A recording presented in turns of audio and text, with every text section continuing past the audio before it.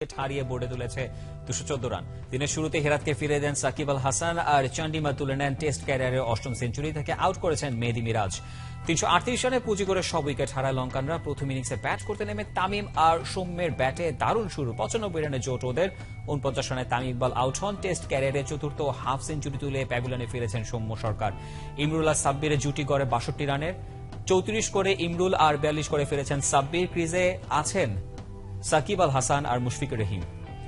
দর্শক, বাংলাদেশের ১৭তম টেস্ট কলম্বোতে শ্রীলঙ্কার বিপক্ষে। সেই টেস্ট নিয়ে কথা বলতে আমাদের সাথে স্টুডিওতে আছেন আমাদের সহকর্মী দেব চৌধুরী। দেব, আমরা যদি বাংলাদেশের পুরো দিনটা দেখি, পুরো দিনটা দারুণ ছিল। তবে লাস্ট মুহূর্তে সাকিব আল হাসানের যে ব্যাটিং, তিনি যে ব্যাটিং একটা প্রদর্শনী দেখালেন, ইটস আউটরেজাস। আপনার কাছে কেমন লাগলো? আপনি একবারের জন্য ভুলে যান যে টেস্ট ক্রিকেট। আপনি শুধু মনে করেন যে ক্রিকেট খেলা যে কোনো ফরম্যাট হতে পারে, সাকিব ওয়াজ ব্যাটিং দিয়ে। কোন ওভার কে বোলিং করছে এগুলো ভুলে গেলে আপনি দেখবেন যে প্রতিটা বলেই কিছু না কিছু হওয়ার একটা সম্ভাবনা ছিল। পোশাকটাই শুধু ইন্ডিকেট করছিল এটা টেস্ট। এক্স্যাক্টলি।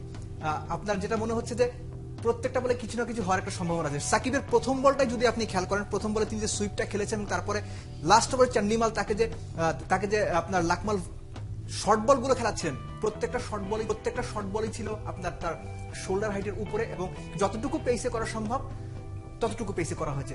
সাকিব নর্মালি ওই সমস্ত বলে যে কোনো সময় একটা ব্যাটসম্যান লিভ করবে, স্পেশালি যখন আপনি দিনের শেষ ওভারে ব্যাটিং করছেন। ওই বলে শর্ট খেলার কোনো কিছু নেই, এটা আপনার 11 নম্বর ব্যাটসম্যান এটা করবে না। কিন্তু সাকিব কি কারণে করেছেন এটা আসলে এই মুহূর্তে বলা মুশকিল। সাকিব নিজেও কিছু একটা হয়তো পরিকল্পনা করে নেমেছিলেন, এবং আমার কাছে যে ব্যাপারটা সবচেয়ে ডিফারেন্ট বা একটু অপ্রত্যাশিত মনে হয়েছে যে সাকিব যখন ওই ধরনের শট খেলছিলেন, মুশফিক ক্যাপ্টেন, তিনি নন স্ট্রাইকার ইন্ডে ছিলেন। মুশফিক একবারের জন্য সাকিবের কাছে গিয়ে কিছু বলেননি, অর্থাৎ সাকিবকে ওই শট খেলা উচিত কিনা, খেললে কিভাবে খেলা উচিত, বল লিফট করা উচিত কিনা। মুশফিকের কাছ থেকে নর্মালি এই সমস্ত সময় ক্যাপ্টেনের কাছ থেকে বা উইকেটের নন স্ট্রাইকের যে ব্যাটসম্যান থাকে, নট নেসেসারি তার ক্যাপ্টেনই হতে হবে, নর্মালি এই সমস্ত সময় গিয়ে বলা হয় যে আপনি একটু হোল্ড করো বা শেষ ওভার তুমি একটু দেখে খেলো। বাট মুশফিক সেই রোলটা প্লে করেননি। কেন যেন মনে হয় যে রিয়াদের যে ঘটনাটা, রিয়াদকে বাদ দেওয়া, দেশে ফিরিয়ে আনার একটা নাটক, আবার তাকে রেখে দেয়া, সম্ভবত এই ব্যাপারটার একটা প্রভাব পুরো দলের উপরে পড়েছে। এবং দলের বডি ল্যাঙ্গুয়েজে অন্তত সাকিবের ব্যাটিং দেখে আমার মনে হয়েছে যে ক্রিকেটের বাইরেও সাকিব একটা মেসেজ দিতে চাচ্ছে। মেবি আই এম রং, কিন্তু আমার এটা মনে হয়েছে না। দেব, যদি এটা এরকমই হয় তাহলে আপনার কি প্রথমত মনে হচ্ছে না যে যদি ওভার আরো একটা থাকতো তাহলে সাকিবেরও আউট হয়ে যাওয়ার একটা উজ্জ্বল সম্ভাবনা ছিল? এবং যদি আপনার কথাটা আমরা এক সেন্সে ধরে রাখি যে সাকিব আল হাসান ক্রিকেটকে একটা মেসেজ, আমাদেরকে সবাইকে একটা মেসেজ দিতে চাচ্ছেন এই মাহমুদুল্লাহ রিয়াদ ঘটনাটাকে, তাহলে এটা কি এই টেস্টে অনেক বড় একটা প্রভাব ফেলবে না? টেস্টে অলরেডি প্রভাব পড়ে গেছে, নট নেসেসারি টেস্টে, বাংলাদেশ ক্রিকেটে এই ঘটনাটার একটা প্রভাব পড়েছে। এবং খুব দ্রুত যদি এটার কোনো সহজ সমাধান তো হয়েই গেছে, বাট এটার যে আলটিমেট ইফেক্টটা কি সেটা যদি খুব ভালোভাবে টিম ম্যানেজমেন্ট বা নীতি নির্ধারক যারা আছেন তারা হ্যান্ডেল করতে না পারেন, এটার প্রভাব সুদূর প্রসারী হওয়ার একটা সম্ভাবনা আছে নাকি? দেব, সাকিব আল হাসানের কথাই তো আমি বললাম, তিনি এখন ক্রিজে অপরাজিত আছেন। আগামীকাল আবার মুশফিকুর রহিমের সাথে ব্যাট করতে নামবেন। একদম শুরু থেকে তামিম ইকবালের আউটটা নিয়ে যদি আপনি আপনার বিশ্লেষণটা আমাদেরকে জানাতেন।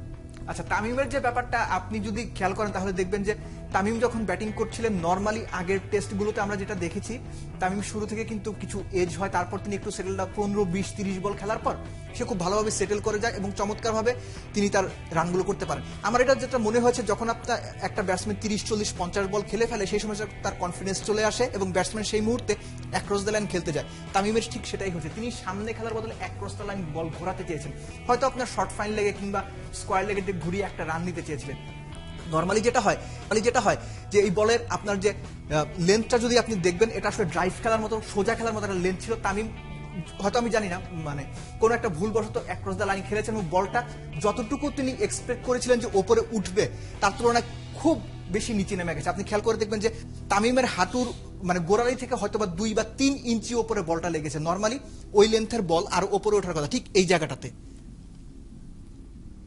এই নর্মালি এই লেন্থের বলটা এই সমস্ত একটা জায়গায় চলে আসার কথা। এর ফলে যেটা হয় যে ব্যাটসম্যান অনেক সময় লাইনটা মিস করে, তামিমের ক্ষেত্রেও ঠিক সেটাই হয়েছে। দেব, তামিম, আপনার বিশ্লেষণটা বুঝলাম, কিন্তু এর আগে আমরা অলওয়েজ বলে আসছি যে সৌম্য সরকার অলওয়েজ সফট ডিসমিসালে আউট হয়, কিন্তু আজকে কিন্তু তারটা একেবারে আসলে বলার কিছু ছিল না, কারণ ইট ওয়াজ আ রং ওয়ান। নাহিন, বলার কিছু ছিল না, এটার সাথে আমার ডিসএগ্রি আছে। কারণ আপনি যখন এই লেভেলের ক্রিকেটে খেলবেন, এই দুসরা বা রং ওয়ান এই বলগুলো আপনাকে পিক করতে হবে, কারণ এটা তো আসলে মানে পাড়া মহল্লার ক্রিকেট না, আপনি অবশ্যই। ওয়ার্ল্ডের সবচেয়ে বেস্ট যে লেভেলটা সেখানে খেলছেন। ইন্ডিকেশনটা পরিষ্কার ছিল। আপনি যদি সৌম্যর ব্যাটিংটা খেয়াল করেন তাহলে দেখবেন যে সৌম্যর ব্যাটের যে ফলো থ্রু, সেই ফলো থ্রুটাই ছিল ওর নর্মাল একটা যে লেগ স্পিনার বা চায়নাম্যান বলার ডেলিভারি সেটা খেলার জন্য। আমরা সেই ভিডিওটা দেখতে দেখতে আসলে সেই অংশটুকু আসলে আর একটু দর্শকের জন্য পরিষ্কার হবে। সৌম্যর ব্যাটের যে ফেসটা, সেই ফেসটা অফ স্ট্যাম্পের দিকে অনেকখানি মুভ করা ছিল, স্পেশালি কাভার বা মিড অফ রিজনের দিকে। ওই অ্যাঙ্গেলটা যখন আমরা দেখবো তখন ব্যাপারটা আরো খানিকটা স্পষ্ট হবে। ঠিক এই অ্যাঙ্গেলটার কথাই আমি বলছিলাম।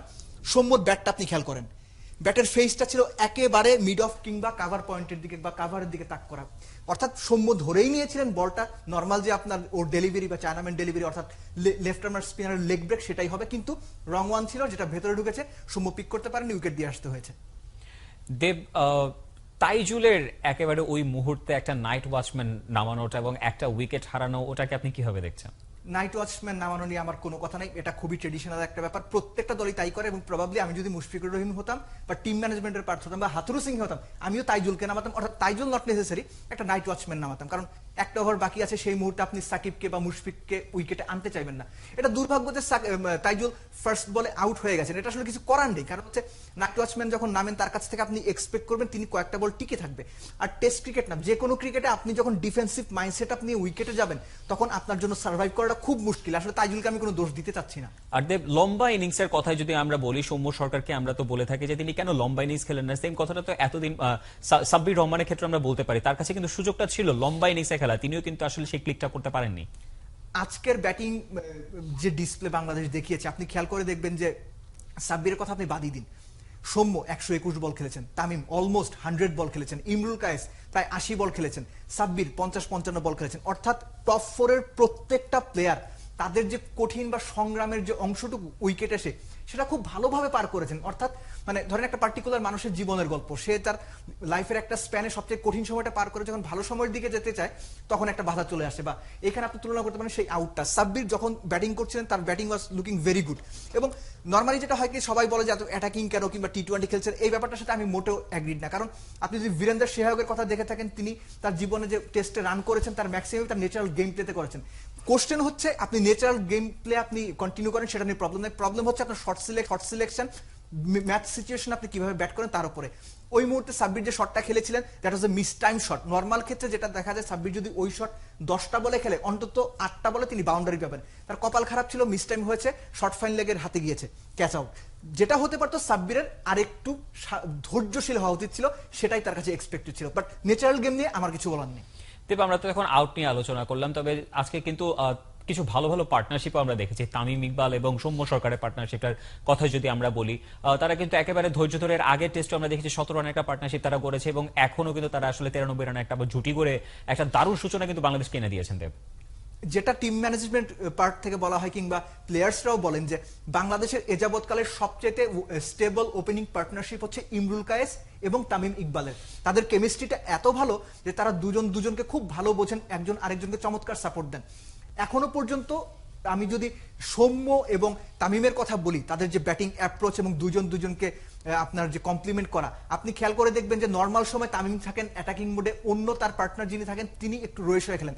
সৌম্যর সঙ্গে যখন তামিমের ব্যাটিংটা হয় বা পার্টনারশিপটা হয় ওপেনিং এ, তখনকার ব্যাপারটা হচ্ছে সৌম্য ইজ মোর অ্যাগ্রেসিভ এবং আপনার স্টেবিলাইজেশনের রোলটা প্লে করেন তামিম ইকবাল, এবং এটা হচ্ছে একটা গেম প্ল্যানের অংশ। তাদের এই পার্টনারশিপটা বা তাদের এই ওপেনিং যে জুটিটা, এটা খুব ভালোভাবে জমে উঠছে। এটা বাংলাদেশ ক্রিকেটের জন্য খুবই ভালো একটা সংবাদ, যেটা হচ্ছে এর আগের টেস্টে তারা 100 রানের পার্টনারশিপ করেছেন, এই টেস্টেও অলমোস্ট 100। এটা খুব ভালো একটা ইন্ডিকেশন। তবে একটাই হচ্ছে আপনার মানে আলোচনার বিষয় কিংবা ধরেন যে ভক্তদের জন্য দুঃখের বিষয়, বা টিম ম্যানেজমেন্টের সঙ্গে